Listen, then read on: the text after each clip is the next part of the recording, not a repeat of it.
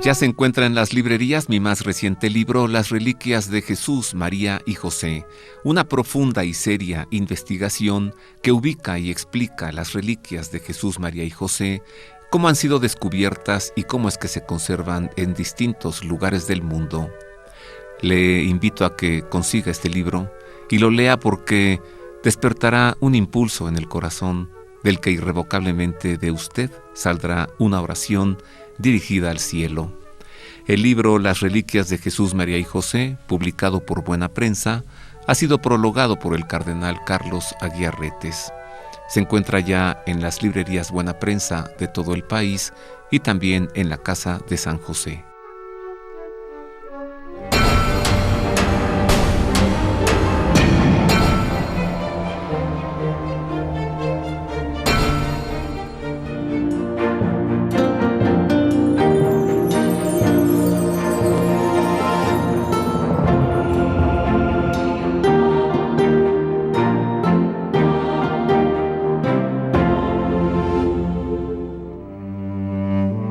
En las calles de Carchi y Venezuela, de la ciudad de Quito, en el Ecuador, junto al convento de los Padres Oblatos se encuentra la iglesia neogótica más grande del continente americano. Es la Basílica del Sagrado Corazón de Jesús, conocida también como Basílica del Voto Nacional, que se levantó para recordar que el 25 de marzo de 1874, la República del Ecuador se consagró al Sagrado Corazón de Jesús. La idea original de construir esta iglesia basílica la concibió el padre Julio Mato Velle en 1883. El Papa León XIII aprobó su construcción en 1887. La primera piedra se colocó en 1890 y a partir de 1901 el padre Mato Velle y los misioneros oblatos se hicieron cargo de su construcción por encargo del arzobispo Pedro Rafael González Calisto. Primero se edificó la Capilla del Corazón de María entre 1892 y 1909, y después toda la Gran Basílica, cuya estructura se concluyó en 1924. El Papa Santo Juan Pablo II la bendijo el 30 de enero de 1985 y se consagró el 12 de julio de 1988. El proyecto arquitectónico del arquitecto francés Émile Tarlier, experto en construcciones similares en España, Francia e Inglaterra, se inspiró en la Catedral de Notre Dame de París y se contrató en Francia. Por su diseño de planta basilical en forma de cruz latina, por su gran tamaño y por su estilo arquitectónico, esta iglesia suele ser comparada con la Catedral de San Patricio de Nueva York y con la Catedral de Notre Dame de París. Sus dimensiones son imponentes, pues mide 140 metros de largo, 35 de ancho y 30 de altura. En el crucero central alcanza los 74 metros de altura y sus torres se levantan hasta los 115 metros. El conjunto consta de dos iglesias. La principal es la Basílica del Sagrado Corazón de Jesús, que se consagró el 25 de marzo de 1874 durante el gobierno del presidente Gabriel García Moreno, y la Capilla del Corazón de María, también de planta en forma de cruz latina, aunque mucho más pequeña y adosada a la parte posterior de la basílica, que se consagró el 8 de abril de 1892 durante el gobierno del presidente Luis Cordero Crespo. La fachada de la basílica presenta 3 puertas bajo arcos ojivales góticos. Al centro del portón se levanta una escultura de San Juan Pablo II con los brazos abiertos, debajo del corazón de Jesús, que es rematado por una cruz. Al centro, el gran rosetón de hermosos vitrales pinta de colores la luz que penetra toda la nave de la iglesia. Este rosetón queda situado precisamente entre el altar principal de la basílica y el distante monte del Panecillo, donde se levanta la imagen de la Virgen de Legarda, patrona de Quito, que es visible desde el altar principal. La fachada contiene varios nichos, algunos ya ocupados y otros todavía libres. La puerta principal es de madera con forro de latón repujado que presenta escenas bíblicas, pasajes de la vida de Jesús y escenas de la conversión de los indígenas ecuatorianos al cristianismo. Las torres, de claro estilo gótico, superan los 78 metros de altura. La torre más alta es la central llamada de los Cóndores, que alcanza los 115 metros. En la fachada occidental, 24 círculos esperan vacíos por ahora para albergar los escudos de todas las naciones del continente americano. Las 7 puertas de acceso, 3 al frente y 4 laterales, son de madera tallada y mantienen la forma ojival típica del gótico francés. Los vitrales relatan escenas de la vida de Jesús y en el fondo lucen la flora endémica del Ecuador. Una de las características que hacen exclusiva a esta basílica es que sus botaaguas y acróteras decorativas no tienen forma de gárgolas, sino de animales exóticos de la región como tortugas, caimanes, armadillos, monos y pumas. El interior está conformado por una nave central, 2 naves menores y 24 capillas laterales dedicadas a cada una de las provincias del Ecuador. La nave principal está decorada con 14 imágenes en bronce de los apóstoles y evangelistas. El altar principal se ubica justamente debajo del crucero central. Al fondo de la nave, grandes letras doradas sobre mármol blanco reproducen el texto del decreto legislativo con el que el presidente García Moreno consagró el Ecuador al Sagrado Corazón de Jesús. Continuamos en Ver y Creer, hoy con una selección de catedrales y de basílicas en diversos lugares del mundo. Vámonos a San Pedro, la basílica dedicada al primer papa, al apóstol San Pedro en el Vaticano. La Basílica de San Pedro, dedicada al apóstol y primer vicario de Cristo en la tierra, es una de las 4 basílicas papales de Roma. Se encuentra situada al oeste del río Tíber, dentro de Ciudad el Vaticano. El Santo Padre preside aquí las principales celebraciones litúrgicas. En el año 326, el emperador Constantino ordenó la edificación de la primera iglesia dedicada a San Pedro. La actual basílica, tal y como la conocemos, es el resultado de varios y diversos trabajos que se han dado a lo largo de los siglos. La construcción de esta basílica se inició en 1506 con el proyecto del arquitecto Donato d'Angelo Bramante, consistente en un edificio de planta basilical en forma de cruz griega. Bramante murió 8 años después y el proyecto fue retomado por Michelangelo Buonarroti, quien corrigió algunos problemas estructurales del proyecto original y agregó la gran cúpula, que a pesar de sus gigantescas dimensiones de 42 metros de diámetro y 132 de altura, parece flotar en el aire sobre ventanas de cristal. Por disposición del Papa Paulo V se modificó el proyecto original de Bramante para que la basílica quedara en forma de cruz latina. En su edificación también participaron los arquitectos y artistas Raffaello Sanzio, San Gallo Maderno y Gian Lorenzo Bernini. Los mosaicos que hermosean su interior son diseño de Giuseppe Cesari. En su interior, en el crucero central, debajo de la gran cúpula, se colocó el majestuoso baldaquino con columnas salomónicas, obra de Bernini, que contiene en su interior el altar de la confesión, donde celebra la Sagrada Eucaristía el romano pontífice.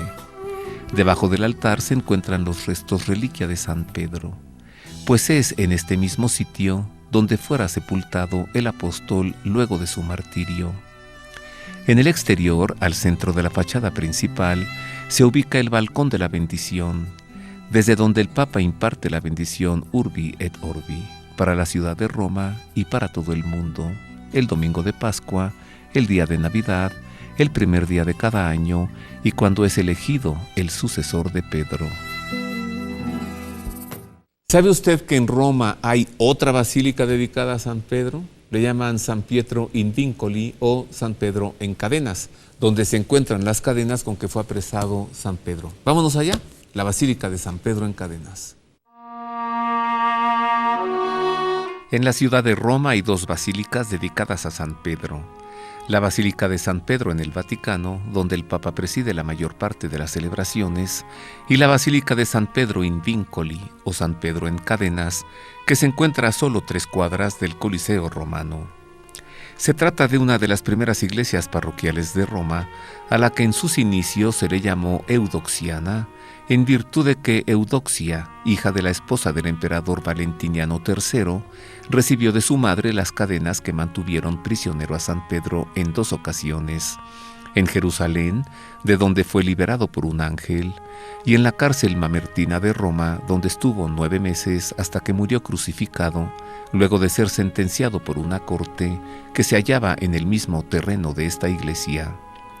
Eudoxia mandó edificar una capilla para venerar las cadenas de San Pedro, capilla que fue reemplazada en el siglo V por la actual iglesia basílica. Su nave central está sostenida por 20 columnas que se tomaron de un antiguo monumento romano. Hacia el año 780 fue restaurada por el Papa Adriano I y reconstruida por Sixto IV hacia el año 1480 y luego por Julio II hacia el 1510. La Basílica de San Pedro en Cadenas contiene en su interior la tumba del Papa Julio II, proyectada por Miguel Ángel, de la que forma parte la famosa escultura del Moisés, un proyecto escultórico que ocupó a Miguel Ángel Buonarroti durante 40 años, desde 1505 hasta 1545. Lo inició a los 30 años de edad y lo concluyó a los 70.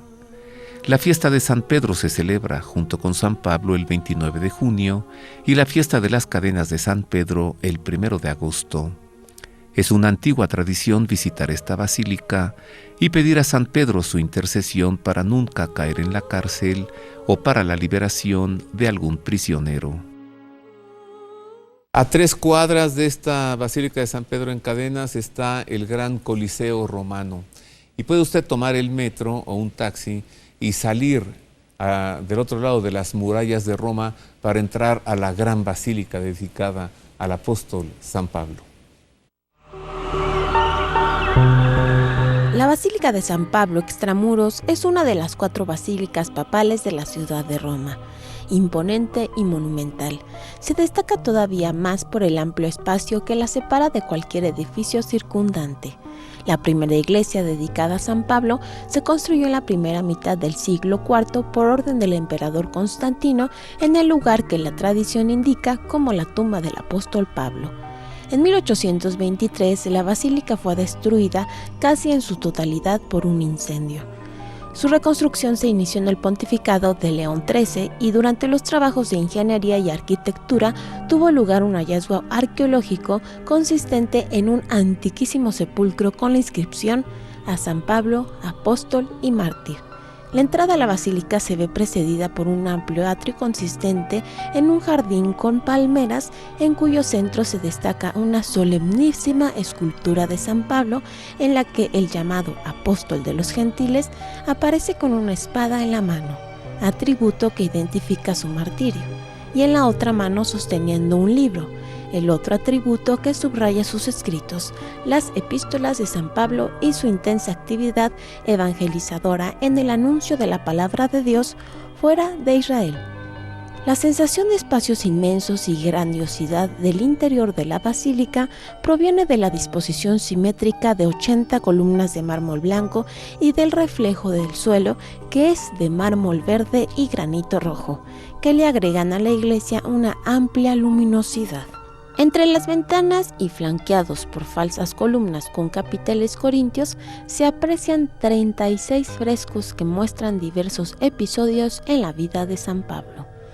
Bajo las ventanas de la nave central y en las naves laterales, realizados en mosaico, están los retratos de todos los papas, desde San Pedro hasta Benedicto XVI. En 1980, esta basílica fue incluida en la lista del Patrimonio de la Humanidad por la UNESCO y en el año 2008 fue sede del Año Paulino, un año santo concedido por Benedicto XVI con motivo del bimilenario de la Natividad de San Pablo. La iglesia de San Pablo Extramuros por estar fuera de las antiguas murallas de la ciudad de Roma. Vámonos ahora a 2 cuadras del Panteón, la edificación romana mejor conservada en toda la urbe, para que usted pueda conocer la maravillosa iglesia dedicada a Santa Catalina de Siena, donde se encuentra su cuerpo. Mire. A la Basílica de Santa Catalina de Siena, basílica menor de la ciudad de Roma desde 1566 con título cardenalicio, se le conoce como Santa María sopra Minerva porque se levantó sobre el antiguo templo pagano romano de Minerva en la zona del Campo de Marte, detrás del famoso Panteón, muy cerca de la calle donde vivió Santa Catalina. La primera iglesia se construyó en 1526 y se reedificó totalmente entre 1766 y 1775, con cuerpo de una sola nave con capillas laterales en estilo barroco. Posteriormente, en 1824, el arquitecto dominico Fray Girolamo Bianchedi dirigió una restauración que retomó las líneas góticas originales, lo que permite afirmar que esta es la única iglesia gótica de Roma. Su sencilla fachada presenta 3 portales de estilo renacentista. Las puertas son del siglo XV. Frente al ingreso, en la plaza de Santa Catalina, se encuentra uno de los 12 obeliscos de la ciudad de Roma, el más pequeño de todos, sostenido por la escultura de un elefante, diseño de Gian Lorenzo Bernini, y esculpido por su alumno Ercole Ferrata en 1667. El obelisco se encontró sepultado en el jardín del convento de los dominicos en este mismo sitio. El interior de la iglesia, que consta de 3 naves con bóvedas de crucería que descansan sobre pilares, conserva un gran acervo de pinturas del siglo XV y gran cantidad de obras de arte de reconocidos autores. Es el caso del Cristo resucitado, una escultura de mármol de 2 metros y 5 centímetros de altura que esculpió Miguel Ángel Buonarroti entre 1519 y 1520. Muestra al Señor de pie apoyado en una cruz simbólica, con la caña y la esponja del vinagre. Originalmente estaba completamente desnudo, pero se le añadió el bronce dorado drapeado tras el Concilio de Trento. Bajo el altar principal, dentro de una urna, se encuentra el cuerpo incorrupto de Santa Catalina de Siena, aunque su cabeza se conserva también incorrupta en la iglesia de Santo Domingo de la ciudad de Siena, donde ella nació. En la sacristía de esta iglesia se celebraron 2 cónclaves, en marzo de 1431 para elegir a Eugenio IV y en marzo de 1447 para la elección de Nicolás V. La Basílica de Santa Catalina de Siena, en la Ciudad Eterna, es visitada por quienes desean admirar su esplendor artístico, pero sobre todo por millares de peregrinos que buscan la cercanía y protección de esta gran santa, que tuvo grandes experiencias místicas obsequiadas por el Señor y que tanto influyó para que el papado regresara de Aviñón, Francia, a la ciudad de Roma. ¿Qué le pareció ese Cristo que está allí de Miguel Ángel?